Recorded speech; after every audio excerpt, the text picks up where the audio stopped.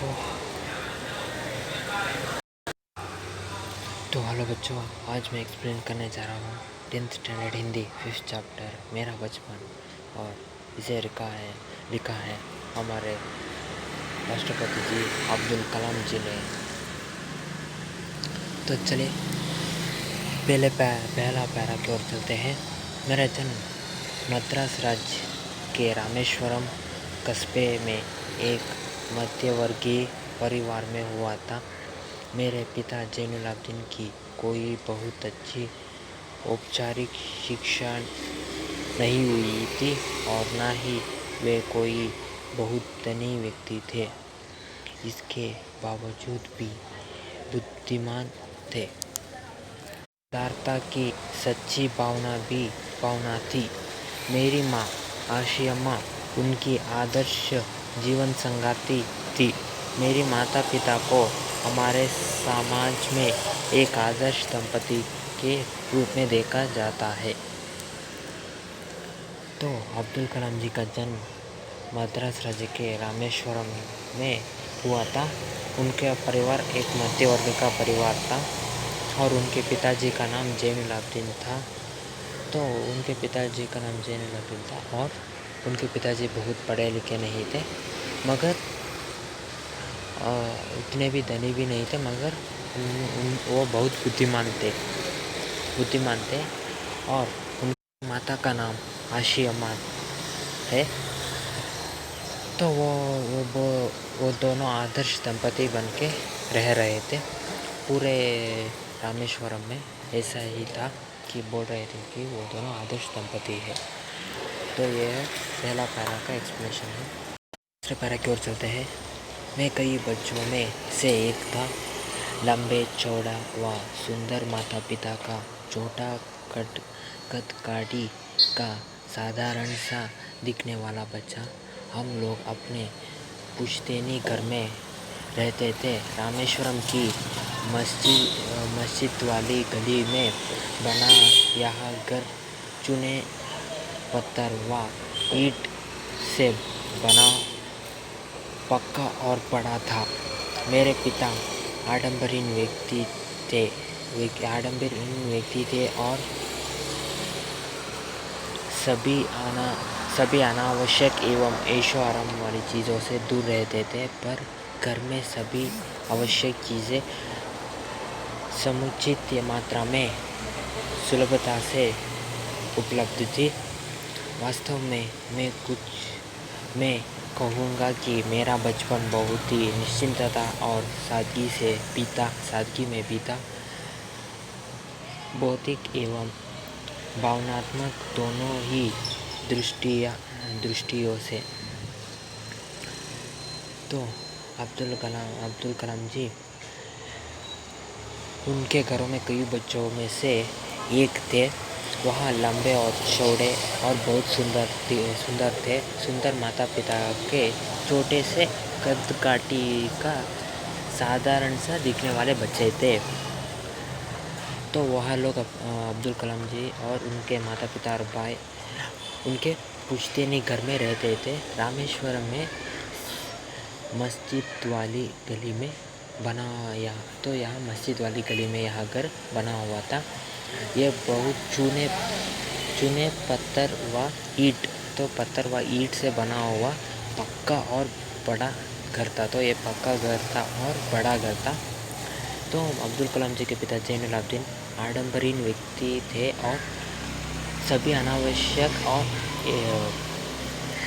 आराम वाली चीज़ों से वह दूर रहते थे, मगर उनके अब्दुल कलाम जी के घर में सभी चीज़ें सुलभता से मिलती थी और सभी चीज़ें जितनी मात्रा में होनी चाहिए उतनी मात्रा में ही मिलती थी। अब्दुल कलाम यह कह रहे हैं कि मैं साधारण बातों में कहूँ तो वो यह कह रहे हैं कि उनका बचपन निश्चिंत और सादगी से बीता है। वह दोनों भावनात्मक मतलब भावनाएं और भौतिक मतलब ऐसे काम से भी निश्चिंतता से बीता है। तो यह सेकंड तरह का एक्सप्लेनेशन है।